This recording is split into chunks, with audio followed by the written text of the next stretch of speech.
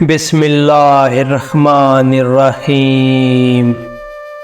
سید ابن طاؤس کہتے ہیں کہ یہ بات تحقیقی طور پر ثابت ہے کہ امام حسین علیہ السلام اپنی شہادت کی خبر اور پیش رفت واقعات سے آگاہ تھے، اور انہوں نے اپنی شرعی ذمہ داری پر عمل کیا جو انہیں کرنا چاہیے تھا۔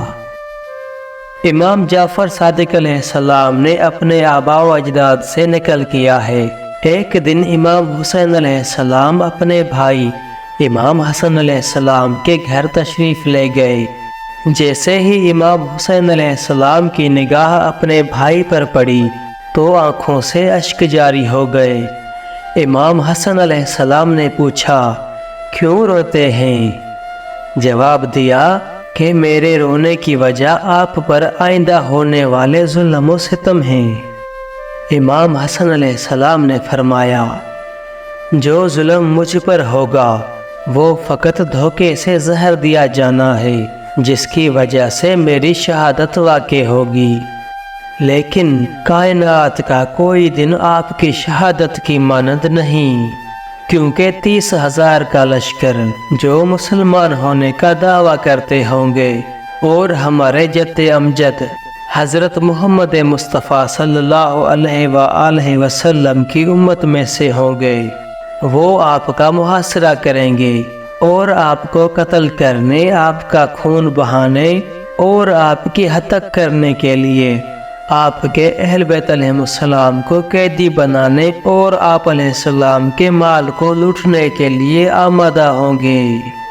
اور یہ وہی وقت ہے کہ جب اللہ تعالیٰ کی بنی امیہ پر لعنت ہوگی اور آسمان خون برسائے گا اور خاک پھیلائے گا، یہاں تک کہ کائنات کا ذرہ ذرہ، جنگلوں کے درندے، دریاؤں کی مچھلیاں آپ کی مصیبت پر گریہ کریں گی۔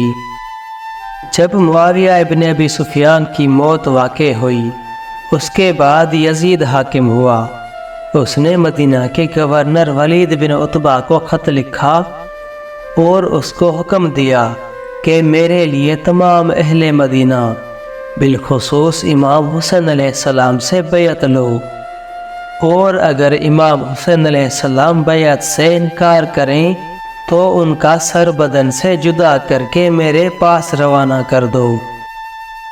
ولید نے مروان کو طلب کیا اور اس بارے میں مروان کی رائے معلوم کرنا چاہی۔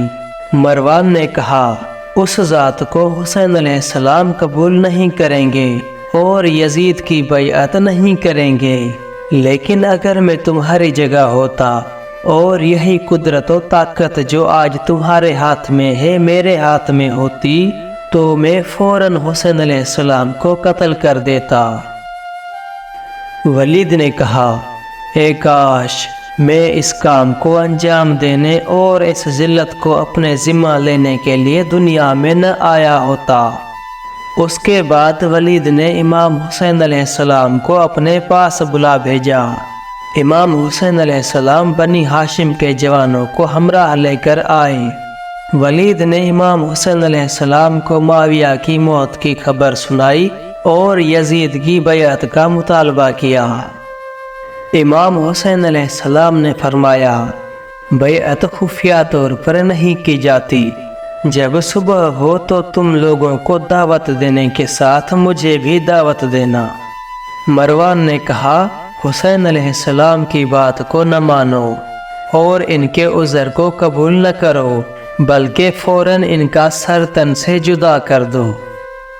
امام حسین علیہ السلام نے غضبناک ہو کر کہا، لعنت ہو تجھ پر اے زانیہ کے فرزند، کیا تو میرے قتل کرنے کا مشورہ دیتا ہے؟ خدا کی قسم تو نے جھوٹ کہا اور اس بات سے تو نے اپنے آپ کو ذلیل و خوار کیا۔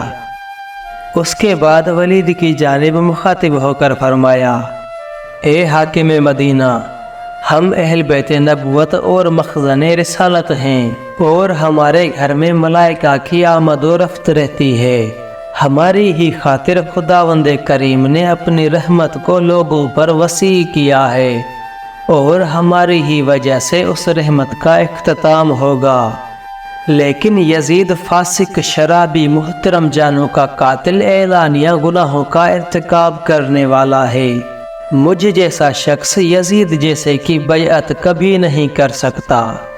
تم بھی رات گزارو اور ہم بھی رات گزارتے ہیں، اور صبح تک تم بھی اس بارے میں خوب سوچو، اور ہم بھی غور و فکر کرتے ہیں کہ ہم میں سے کون اس مقام خلافت کا زیادہ حقدار ہے۔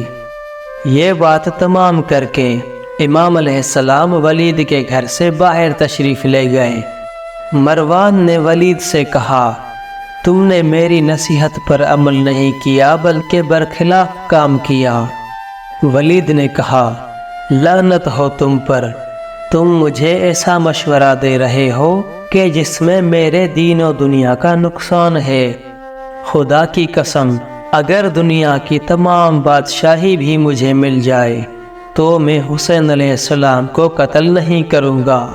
خدا کی قسم، میں اس کو گوارا نہیں کرتا کہ کوئی بھی حسین علیہ السلام کے قتل کو اپنے ذمہ لے، اور جب خداوند کریم سے ملاقات کرے تو اس کے اعمال صالح کا پلڑا بہت ہلکا ہو، اس کی بخشش محال ہوگی، اور خدا اس پر نظر رحمت نہیں کرے گا، اور اس کی توبہ قبول نہیں کرے گا، اور اس کے لیے دردناک عذاب ہے۔ وہ رات گزر گئی، صبح طلوع ہوئی، اور امام حسین علیہ السلام حالات سے آگاہی کے لیے گھر سے باہر تشریف لائے۔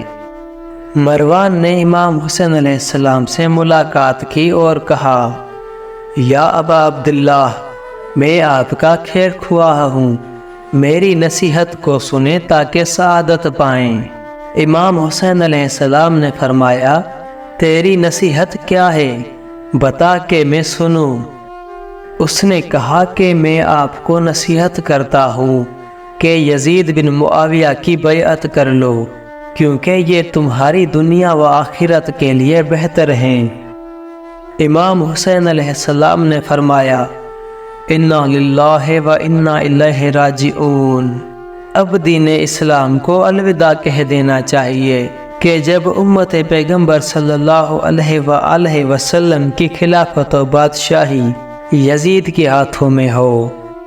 میں نے اپنے جد امجد رسول خدا صلی اللہ علیہ وآلہ وسلم کو یہ فرماتے ہوئے سنا کہ ابو سفیان کے خاندان پر خلافت حرام ہے۔